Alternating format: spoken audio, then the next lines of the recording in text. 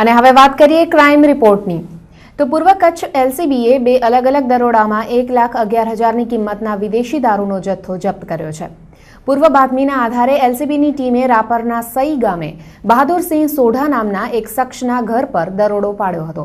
આ શખ્સે ઘરના વાડાના એક પીપળામાં 41,000 રૂપિયાની કિંમતનો વિદેશી દારૂ અને બિયર છુપાવી રાખ્યો હતો, જેને પોલીસે જપ્ત કર્યો હતો। જો કે દરોડાની કાર્યવાહી દરમિયાન સૂચક રીતે જ આરોપી ફરાર થઈ ગયો હતો। આ તરફ એલસીબીએ અંજારના વરસામેડી ગામની સીમમાં આવેલા શાંતિધામ ગુરુકૃપા સોસાયટીના એક રહેણાંક મકાનમાંથી પણ 70,000નો વિદેશી દારૂ ઝડપી પાડ્યો હતો। આમ રાપરના સઈ અને અંજારના વરસામેડી ગામની સીમમાં બે રહેણાંક મકાનમાંથી એલસીબીએ કુલ 1,11,000ની કિંમતનો દારૂ જપ્ત કર્યો છે।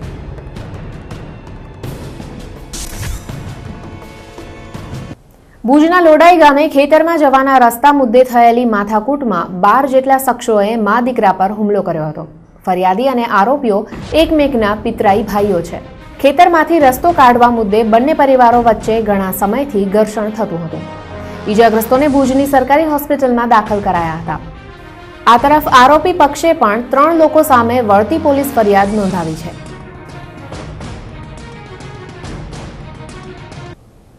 ગાંધીધામના કિરાણામાં એક બંધ મકાનમાંથી તસ્કરોએ 1.5 લાખની માલમત્તાની ચોરી કરી હોવાની ફરિયાદ પોલીસ ચોપડે ચડી છે। કિરાણાના સહજાનંદ પાર્કમાં રહેતા રશ્મિકાંત મહેશ નામના શખ્સના ઘરમાં આ ચોરી થઈ હતી। સોમવારે સાંજે 7:30 વાગે બંધ ઘરના બાથરૂમની બારી વાટે તસ્કરોએ મકાનમાં પ્રવેશ કર્યો હતો। તેમણે ઘરમાં રહેલી 6,000 રૂપિયાની રોકડ રકમ, 20,000ની કિંમતની સોનાની એક બુટ્ટી, DVD player, computer hard disk, એક વિદેશી ઘડિયાળ સહિત કુલ 49,700 રૂપિયાની માલમત્તાની ચોરી કરી હતી।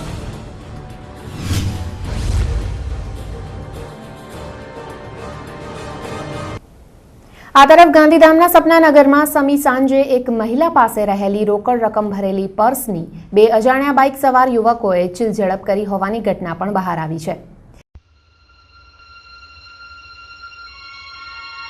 ફરિયાદી અંજનાબેન હેંગણા સ્કૂટી પર સપનાનગર પાણીના ટાંકા પાસેથી પસાર થઈ રહ્યા હતા।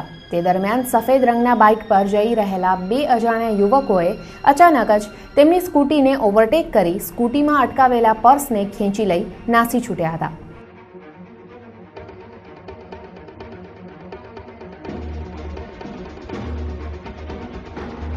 પર્સમાં 30,000 રૂપિયા રોકડા અને 7,000 રૂપિયાની કિંમતનો મોબાઈલ ફોન હતો।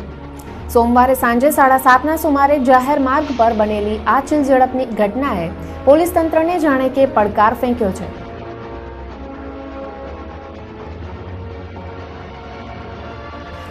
ઉલ્લેખનીય છે કે ગાંધીધામમાં છેલ્લા ઘણા સમયથી ચેઇન સ્નેચિંગ અને ચીલઝડપના બનાવોમાં એકાએક વધારો થયો છે।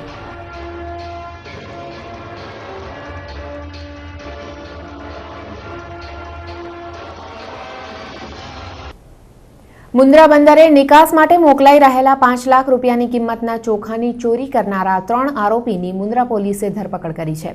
અંજારના ટ્રાન્સપોર્ટર વિઠ્ઠલભાઈ બાબરિયાએ ગત બુધવારે ચોરીની આ ફરિયાદ નોંધાવી હતી।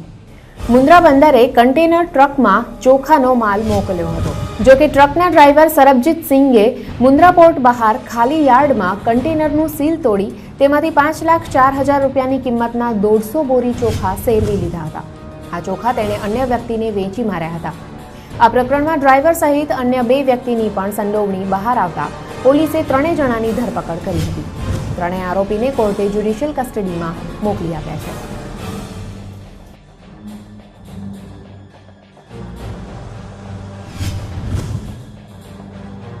આ ગુનામાં તપાસ દરમિયાન આરોપી સરબજીત સિંહ રાજદીપસિંહ સૈની રહેવાસી પંજાબ, 2 જયરાજસિંહ મહાવીરસિંહ ચુડાસમા રહેવાસી બાપા સીતારામનગર મુન્દ્રા, વિજય મુનસી શેરોન સોરેન રહેવાસી નાના કપાયા મુન્દ્રા વાળાઓને પકડી આ કામે ચોરી ગયેલ મુદ્દામાલ 5,04,000નો કબજે કરવામાં આવેલ છે।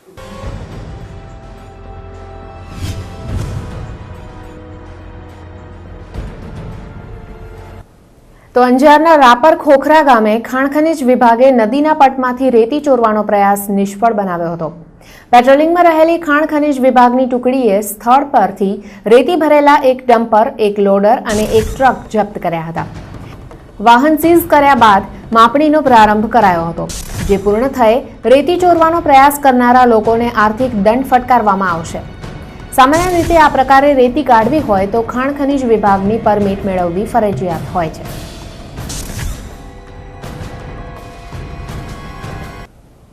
સરકારી નીતિ નિયમોનું પાલન નહીં કરી જૂના મોબાઈલ ફોનની લેવેચ કરતા મોબાઈલના એક દુકાનદારની સ્પેશિયલ ઓપરેશન ગ્રુપે અટકાયત કરી છે।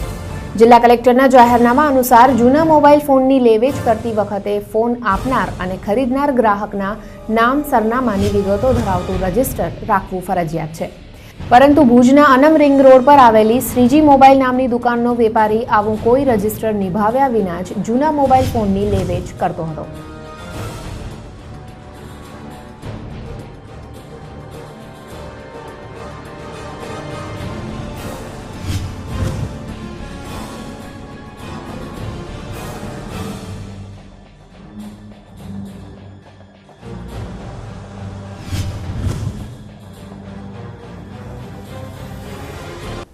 અને હવે સમાચારોમાં આગળ વધીશું, પણ આ નાના વિરામ બાદ।